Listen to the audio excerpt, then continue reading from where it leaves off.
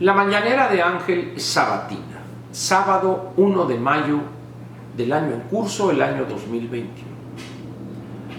Imposible es no hacer una mención, por mínima que fuere, a la ceremonia o a la celebración de este día, el 1 de mayo. ¿Quién recuerda a los mártires de Chicago? ¿Quién se preocupa, en México al menos, de eso que se llamó durante decenios el movimiento obrero organizado? Sindicatos fuertes. Ahora lo único que tenemos a cambio de sindicatos fuertes son líderes enriquecidos como jeques. En fin, vayamos al tema. Ayer, tal y como comentamos, el INEGI dio a conocer las cifras oportunas del Producto Interno Bruto. Pemex dio a conocer sus resultados para el primer trimestre y anteayer la Secretaría de Hacienda dio a conocer tanto el documento trimestral sobre el estado que guardan las finanzas públicas y la deuda pública y al mismo tiempo el documento mensual, muy interesante documento, como he dicho, cada mes que se publica. Rápidamente diré lo siguiente. Lo más preocupante para quienes realmente siguen de manera sistemática el desempeño de la economía mexicana son las cifras del Producto Interno Bruto. El INEGI reporta una caída de la economía en este primer trimestre del 2021 de 3.8% con respecto al primer trimestre del año anterior. Ojo, no son cifras desestacionalizadas. Cuando se desestacionaliza, es decir, cuando se toman en cuenta estos efectos estacionales, valga la redundancia, la repetición de esa palabra, la caída es un poco menor, 2.9%. ¿Y por qué es preocupante este porcentaje, esta caída? Miren, la Secretaría de Hacienda ratificó hace días, en voz de su subsecretario, el señor Llorio, que creceríamos al 5.3% este año. Muy bien. O sea, si de pronóstico se trata, bueno, pues pueden pronosticar lo que les dé su gana. No más que hay un pequeño problema.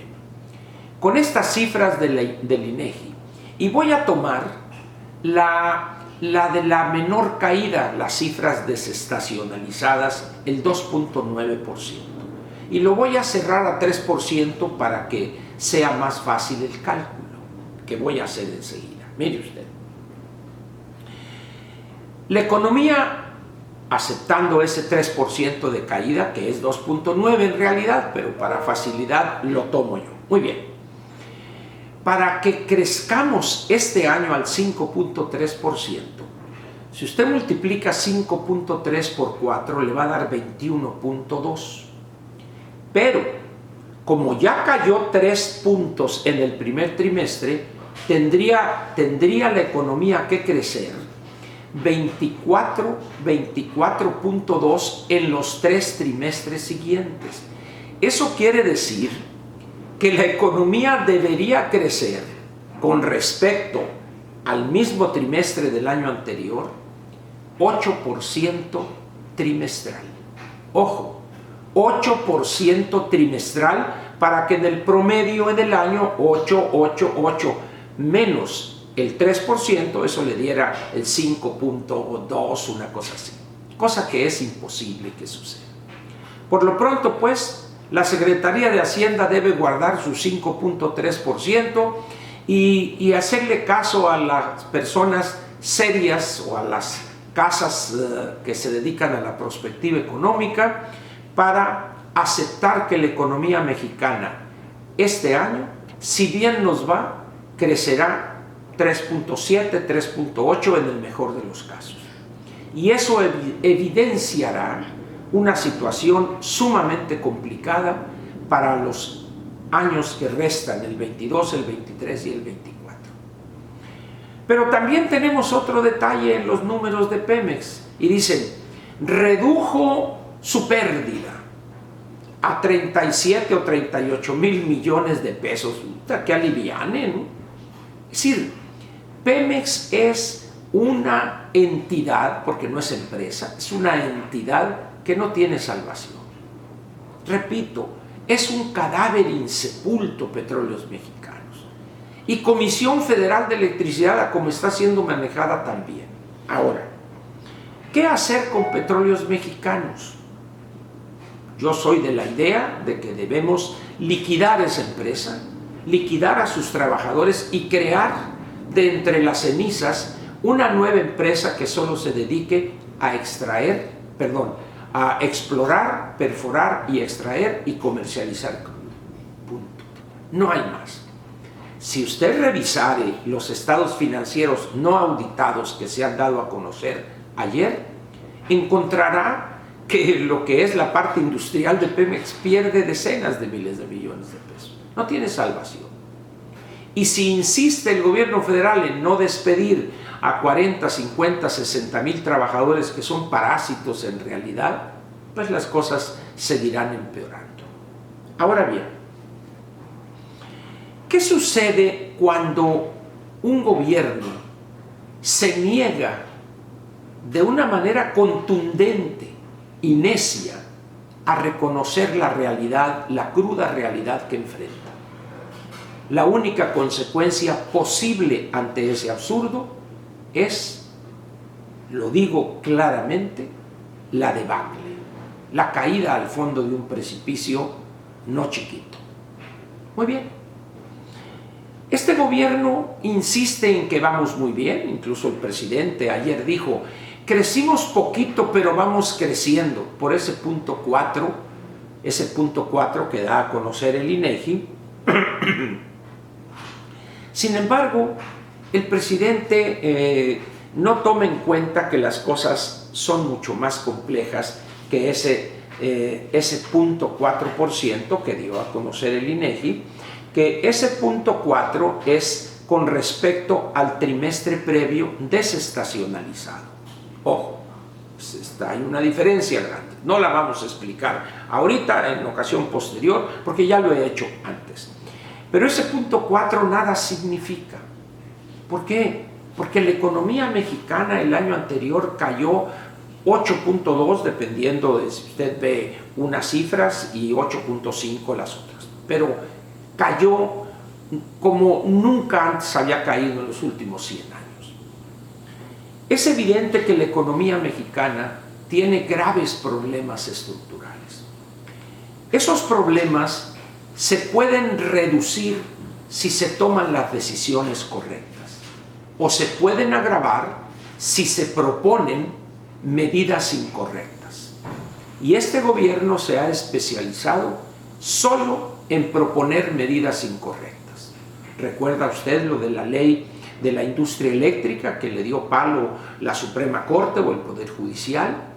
¿Recuerda los últimos cambios a la ley de hidrocarburos, que va a suceder más o menos lo mismo? Luego acaban de aprobar un absurdo que es regresarle casi una parte monopólica a Petróleos Mexicanos en detrimento de la competencia en favor del consumidor. Y así, una tras otra de las decisiones de este gobierno son negativas o van a favor de agravar la situación, de por sí grave ya. Alguien dirá, no Ángel, hombre, no es así, el presidente quiere rescatar Pemex. Bueno, si quiere rescatar Pemex, está obrando en la dirección contraria. Pemex tiene un exceso de personal sumamente peligroso. Tiene un contrato colectivo que no se sustenta en la operación de la empresa. Tiene una deuda impagable que va a venir gravitando ahorita en la parte del costo financiero, que asumirá este año el gobierno federal, alrededor de 6-7 mil millones de pesos que van a ser tirados a la basura.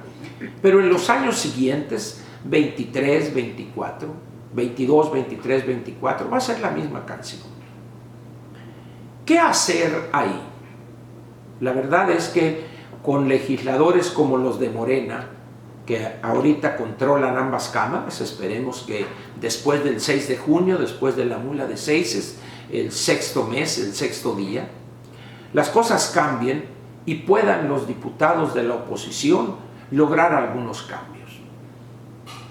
¿Cómo lo ve uno o cómo lo ve el otro? Bueno, pues eso ya depende de la posición de cada uno de nosotros.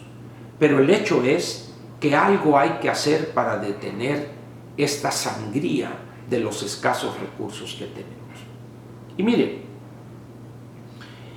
¿qué pasaría si yo le dijere que uno de los problemas en finanzas públicas más graves que tenemos es la imposibilidad de seguir sufragando de una manera sana los 3 proyectos absurdos, aeropuerto, refinería y tren?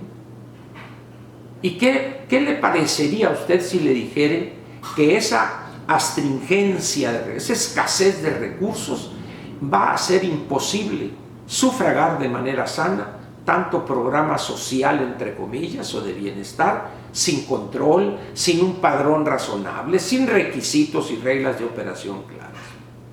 Todo eso ya lo estamos enfrentando. Sin embargo, el presidente y los que lo rodean, que saben la gravedad del asunto, no se atreven a decirse. Va a llegar el momento en que esto va a ser insostenible. No va a ser posible ocultarlo. Y ahí no habrá más que de dos.